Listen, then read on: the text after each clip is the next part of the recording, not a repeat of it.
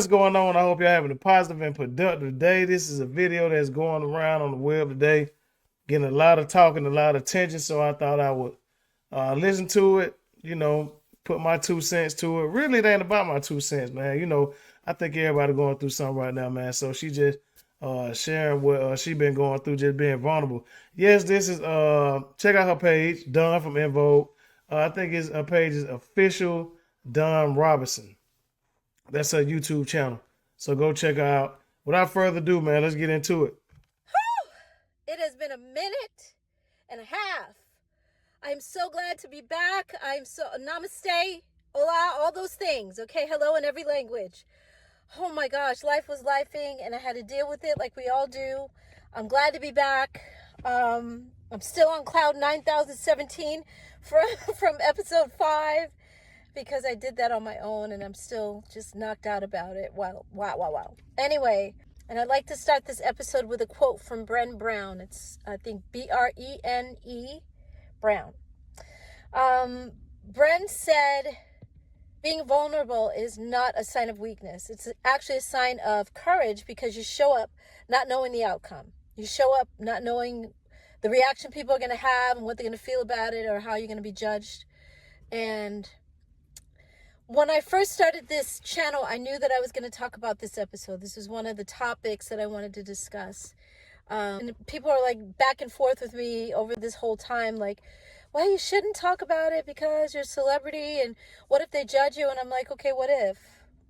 What if they judge me? So what? We're all judged. Life is life. And it was like nobody has stepped or walked 5 steps in my stilettos. So it's real and it's okay. It's like part of being human is to be vulnerable. I'm human first. I don't care about celebrity. I don't care about being a woman. I don't care about any of the things that we think, oh my God, you shouldn't. It's like, that's the very reason that I should. That's the very reason that I am. I'm glad you guys are still with me and that you didn't give up on me. It's been a minute, like I said. So a lot of people are like, she's not coming back. We're not going to see her again. Yeah, you will. Thank you for having faith in me. Okay, that said, and I've always been honest too. That's the other thing. I'm like, why stop now? I'm not going to change who I am. I think that's what a lot of people love about me. I hope that's what you guys love about me. So anyway, my aim is to inspire and to let people know that you're capable of anything. No matter what the odds are against you, you are capable of anything. You're capable of everything. Whatever you think you can't do, you can do that thing. Like, come on, man. This is life. We got to figure shit out for ourselves. So anyway, I digress. You guys, for the past almost 3 years, I have been living in my car. I said it. Oh my God, it's out. I've been living in my car. Oh my gosh. If you remember, if you guys were with me, in 2020, I did like 105,000 interviews. And in the interim, I was living with my parents in Vegas. And that was wonderful until it wasn't. I love my mom, but she became very angry. And a lot of her anger she was taking out on me, and I was her target all the time. And I was like, I can't deal with this. Like, I respect her too much. I didn't understand it. I still don't. And it hurt me. So I was just trying to figure it out, but I couldn't. You can't read someone else's mind. You can't figure them out. They got to figure themselves out. So I was like, let me get out of here. And I was sleeping in my car for maybe about a month in Vegas. And then the guy that was co-managing me at the time was living in LA. And he said, you need to come back to LA because it's getting ready to be fire in Vegas. You need to come back. I love LA. So I said, okay. And he said that I could stay with him. And so I was like, okay. But you have a dog, I have a dog. And he's like, I don't have a lot of room, but I'll make room for you. And then when I got to his place, he actually didn't have room for me. So it turned into, okay, well, I'm going to put you in a hotel for the night. And that one night turned into 8 months. Oh my God, you guys. I was like, no, this is unacceptable because every apartment that I looked at, every single time I looked at a place, I would call him and I'm like, okay, can you meet me here? I would tell him ahead of time, of course. And then he wouldn't meet me there until I would take video and send it to him. And he's like, no, oh my God, this neighborhood, I hate it. I'm like, dude, I'm the one who has to live here. This is my remote for my phone. You can push play and pause and all that stuff. So that's why I'm holding this. Anyway, and it's way cheaper than the hotel. I told my assistant one day, I have been researching car life. There's a whole community of people that live in their cars, and a whole community of people that live in their RVs, and a whole community of people that live in vans. Van life, car life, RV life. And I loved what I was seeing. I just thought, wow, these people, I could do that. I could do this, I think. And I ended up in my car, and it's been, like I said, 3 years. Yeah, I mean, I felt like he was playing games, and I knew he was playing games, and I wasn't the one. I'm like, come on, I'm trying to make this easier on you because financially, I know it's got to be hard. You're paying your rent and you're paying my hotel. Like, no, his apartment was $1,700 a month. And then my hotel was over $3,000. Yeah, way too much. And no, I'm not doing this. I can't. So, and I was always stressed every week because he would pay weekly for the hotel. So every week I was like, oh my God, can you afford it? Are you okay? And he's like, no, I can't, but I'm getting it together. What? You're the one who said to go to the hotel, and you're not approving any of the apartments. Like, it would be so much cheaper to just get me into an apartment. Like, what's the problem? Sometimes I think, you guys, people want to trap you and keep you in a situation where you're vulnerable and depending on them. And I wasn't the one. So, yeah, I got out of there. So there's 2 people that I have in my life that are keeping me going. Actually, 3. One is my forever mother-in-law. I dated her son. Of course, we're no longer together. And she's like my, oh my gosh, my go-to. And then I have my assistant, Nisi. Sorry. Nisi is, whoo, you guys, I swear, every day she's like, Diva, she calls me Diva. You can do this. You got this. Oh, and the third person is Evan, my brother, Evan. Nisi, I think I'm going to go and sleep in my car. I think I'm going to live in my car. I've been researching it and I know I can do this. And she's like, yeah, you can. She was gung-ho and I was like, okay. So I went up to Malibu. You know, Malibu is the place where you can take Highway 1 all the way from New York, literally. And it's kind of the place where everybody stops along the way when they're coming from the East Coast and they're heading west, you know, to California to make their dreams come true, to start a new life. March 9th, 2022 is when I left the hotel.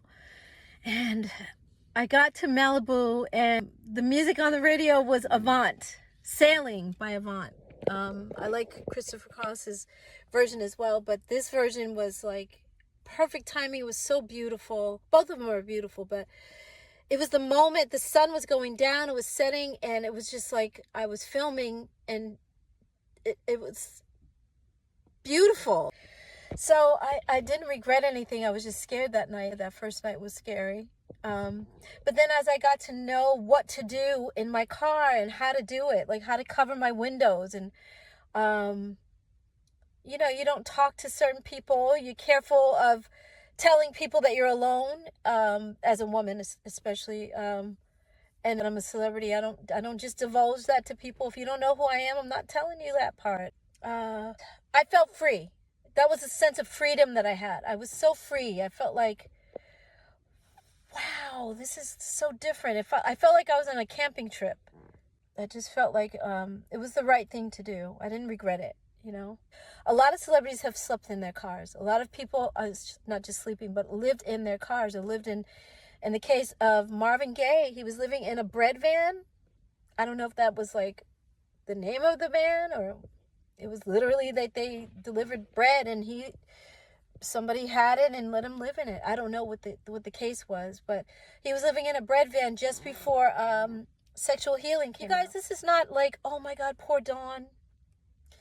She's living in her car and it's terrible. Oh, what was me? It's not that. It's not, like I said, I'm learning about who I am. I'm learning myself as a person, as a woman. And I didn't think if you would have said to me while I was in Envogue, you're going to be living in your car one day, I'd be like, huh? No, I'm always going to have an apartment. I can't live in my car. How can I do that? I won't be able to live in my car. We say that we can't do certain things before we even know we're capable. Nisa keeps telling me that when people find out, when the fans hear that you're living in your car, they're going to be so proud of you, because I am documenting this whole adventure. It's an adventure, you guys. It's a journey, and I've been documenting it and filming myself doing certain things. I can only film so much, it's from my point of view. I have a lot of footage of me just like making this whole thing work. Yeah, and I'm glad that I made this choice, because I needed to go through this fire. If some of you are on your spiritual journey, you may know or may have heard of something called Dark Night of the Soul. And that's when you go through like a period of isolation, a period of separating yourself from family and friends. And I'm in the trenches of this right now. And I'm like, I wouldn't trade my experiences and what I've gone through for the world. I miss my family. I miss everybody that I was connected to, but I needed to do this alone and without everybody's judgment or opinions and all of that stuff. I needed to do this for me. It's not easy by any means. You're pretty familiar with your surroundings in your apartment, whereas in your car, like every day I have to take my bed down in the back. If it rains, oh my God, I've had problems because my car is older and the insulation around my windows, my car started leaking at a certain point. I was like, what the? Okay, stop. Figure it out. And so I went to School of Knowledge and I saw that you have to get insulation. So Nisi actually bought me the insulation. I didn't know she was going to do it. And she just said, Diva, I ordered it for you. What? Okay. And then when it came, I had to figure out how to put the insulation in the freaking windows and in the doors as well. So stuff like that. My dog ended up passing away in my car, my baby, Max. You guys know Max. And that was hurtful, going through that with him without my parents around. I usually call my mom for stuff like that. So that was hard. But he was telling me the day that he was leaving, and days leading up, actually, I knew he was leaving. 16 years together, longer than any relationship I've ever had. But my baby, I miss him. Now it's like I'm really on my own. But I'm documenting. I think I started telling that and I didn't finish. But I'm documenting all of this. During those interviews, the first interview was with Joyce from Climax. And she, at that time when I was staying in my car in Vegas, she was like, Dawn, are you documenting this? Like, are you filming this? And I said, yes, I have been documenting it, actually, for my documentary. So yeah, I was like, yes, I am.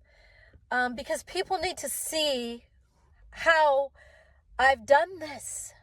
It is no joke, you guys. And I hope from this you can gather that, wow, if Dawn could do that, I can do anything. Come on, we're capable of so much more than we give ourselves credit for as human beings. I mean, society tends to look down on people for living off-grid. When I tell you, off-grid is exactly what a lot of people are going to start doing. There's a lot more people doing that now than it was back in the day, off-grid, because during the pandemic, and it was a pandemic, now everybody's finding out the truth of it. They're admitting a lot of stuff about that, but during that whole thing, a lot of people were like, why am I paying rent or mortgage, and we have an RV or a van or car, and we can do that instead of paying all this money? And our hours are cut at work and we don't have as much money anyway, so let's just do this. It's been an unexpected path that I've enjoyed quite a bit. It's not like, oh my God, she's got somebody to help her every day. I don't. It's just me. But that's the beauty of it. Like learning that I can do all these things myself. Now I'm not gonna let the whole video ride. I'm just gonna stop it, man. I just really wanted to hear, what she been going through, because I was a real big fan of Envogue. I was a little bitty boy when Envogue was out and they were doing their thing and they were popping, but I always had a thing for Dawn, man. Dawn was the one for me, man, with them lips, man. You know what I mean? She was like black and Asian a little bit, But yeah, man, Dawnrobinson, man, she would have won, man. But I don't think anyone 53 years old would rather be living in a car. Uh, everybody would like to be in the comfort of a home or their own domain. Nobody wants to put covers on they car windows and live out of a car, man. I guess you're just trying to look at it like an adventure or camping out or something, try to psych herself out. But I'm gonna tell you, it's hard out here, man. People gotta do what they gotta do. And what she's saying is true. It's a lot of people that converting to living on the road and RVs, and a lot of people getting tiny houses. A lot of people going out here to the outskirts and getting an off-grid piece of land to put a shed on it from Home Depot because the cost of living is way too high. Groceries are up very, very high. Rent is up extremely high. Gas is up extremely high. Everything is up. So I got people that I know personally going through it, man. And down here in Atlanta, it is crazy. This rent down here is out of control. But I know that she had something going on with Envogue. I think she left the group back in the day because of money. If I remember right, she left the group because of money. And she felt like they weren't getting their fair share. And somebody quote me if I'm wrong, but I don't think Envogue got a good deal. I think they got screwed, man. If I remember correctly. So the money wasn't right. The money wasn't right for Envogue. And you really don't hear too much about them. They stay pretty low key and out of the way. And another thing when she got in the group, I remember that a long time ago, that group, Lucy Pearl.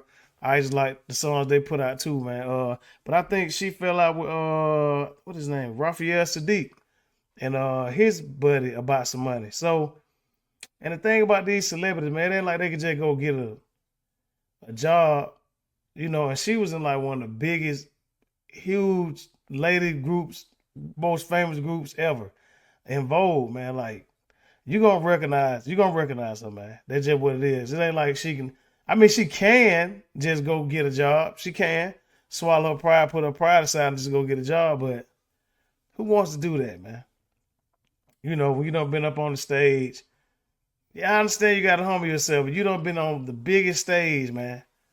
Up there getting Grammys and you would up here, and don't nobody want to face that harsh reality, man. Like, I'm pretty sure all them females in Vogue, I'm pretty sure they sit in their bed at night, man. They think, all the great things they done did, all the accomplishments they done made, all the records they done broke, all the stage they done graced, and people they done impacted with their voices and their music. And then they say, man, but I'm right here, man. Like I never did it. I'm pretty sure Dawn sitting in that car at night, man, and she think to herself, man, all the stuff I done did, man, done got me right here in the backseat living in this car, man. And that entertainment game, it's a ruthless, dirty game, man. It's a dirty game, man. It has no love in it, man. So I just wish her the best. I'm just glad that she's still in good health and she still got her right mind, because that is what matters, your mind. If you don't have this, man, you really through. So at least she's speaking like she got some sense. At least she is sane. She haven't went insane. And God has been protecting her for these last 3 years she's been in her car. Yeah, but I just wanted to check this out, man, to see what was going on. It was going around the internet. And I just wanted to check it out with y'all, man. So everybody stay positive and productive. Everybody keep going and growing. Enjoy your day. Ciao.